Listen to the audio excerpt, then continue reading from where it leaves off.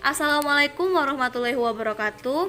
Sebelum saya melanjutkan video materi kali ini, izinkan saya untuk memperkenalkan diri saya.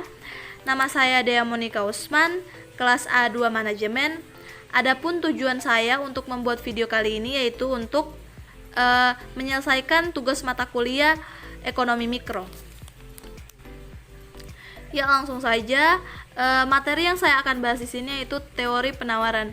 Dalam teori penawaran ini yang saya akan membahas 5 hal, yaitu yang pertama hukum penawaran, kedua schedule penawaran, ketiga kurva penawaran, keempat fungsi penawaran, dan kelima pergerakan dan pergeseran kurva. Ya, hukum penawaran. Hukum penawaran mengatakan bahwa apabila harga suatu barang meningkat, maka jumlah barang yang ditawarkan akan bertambah. Dan begitu pun sebaliknya, apabila harga suatu barang menurun, maka jumlah barang yang ditawarkan juga akan menurun. Contohnya pada masa sekarang ini, minat masyarakat terhadap ponsel Android itu semakin meningkat dan harganya pun semakin tinggi. Dengan demikian, maka produsen akan meningkatkan intensitas penawaran agar dapat meraup omset atau keuntungan yang lebih besar lagi. Dan yang kedua, kan beberapa bulan ini setelah hari raya, minat masyarakat pada sirup itu menurun. Begitu juga dengan harganya. Maka produsen itu akan menurunkan intensitas penawaran agar tidak mengalami kerugian. Oke, lanjut saja yang kedua, yaitu schedule penawaran. Ya, schedule penawaran dapat diartikan sebagai suatu daftar yang biasanya dalam bentuk tabel seperti pada tabel berikut ini. Ya, dalam tabel berikut ini menunjukkan bahwa sifat hubungan antara harga barang X dan jumlah barang X yang ditawarkan adalah positif atau searah, yang artinya jika harga barang X turun, maka jumlah barang yang akan ditawarkan akan berkurang, dan begitu pun sebaliknya. Yang ketiga yaitu kurva penawaran. Adapun cara lain untuk menggambarkan perkaitan antara harga dan jumlah barang, yaitu dengan menggunakan kurva ini. Ya, dalam kurva yang saya cantumkan dalam PPT ini dapat disimpulkan bahwa kurva penawaran yang mempunyai kemiringan positif, yaitu miring dari kiri bawah ke kanan atas. Ini berarti bahwa antara harga barang X dan jumlah barang X mempunyai hubungan searah. Jadi, jika harga barang X mengalami kenaikan, maka jumlah barang X yang ditawarkan akan bertambah. Dan sebaliknya, jika harga barang X mengalami penurunan, maka jumlah barang X yang ditawarkan akan berkurang. Oke, yang keempat yaitu fungsi penawaran.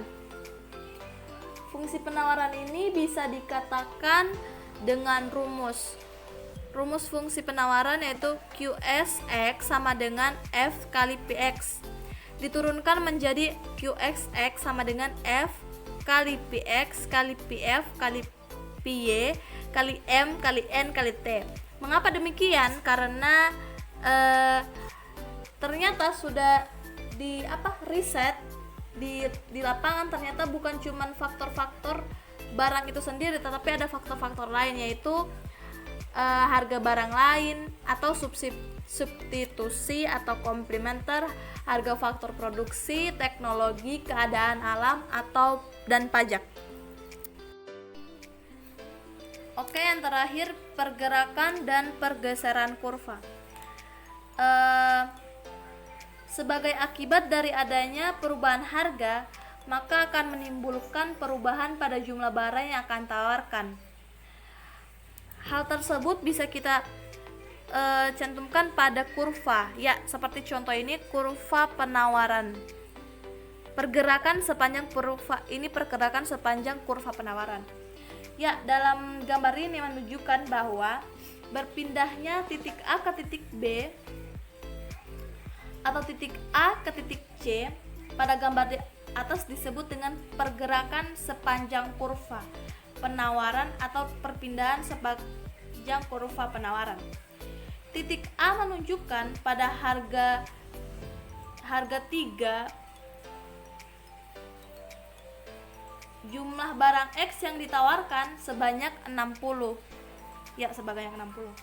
Jika harga X menjadi 5, maka jumlah barang yang akan ditawarkan bertambah menjadi 100. Sedangkan jika turun 3 menjadi 1, maka jumlah yang akan tawarkan berkurang jadi 60 menjadi 20.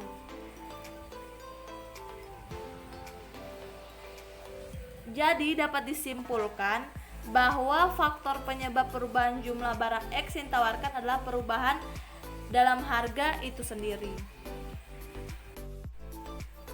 Oke, kita lanjut ke pergeseran kurva. Pergeseran kurva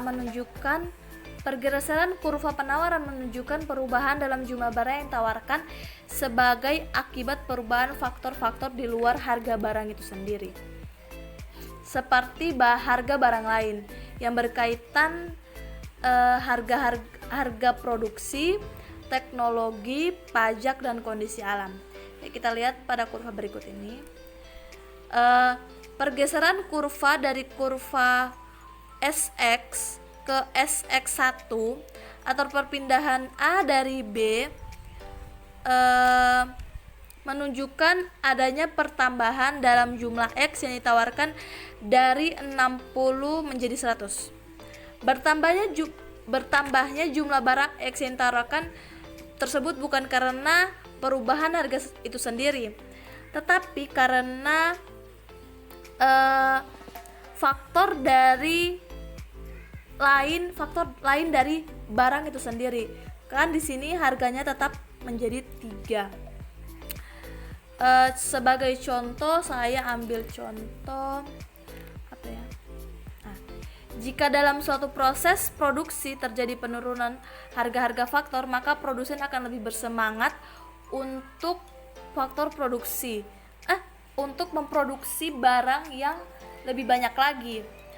Atau sebaliknya, jika terjadi kenaikan pajak, maka akan semakin meningkat biaya produksi atau semakin mengurangi pendapatan, sehingga produsen akan menjadi tidak bersemangat untuk produksi, yang pada akhirnya akan menurunkan jumlah produksi atau menurunkan penawaran.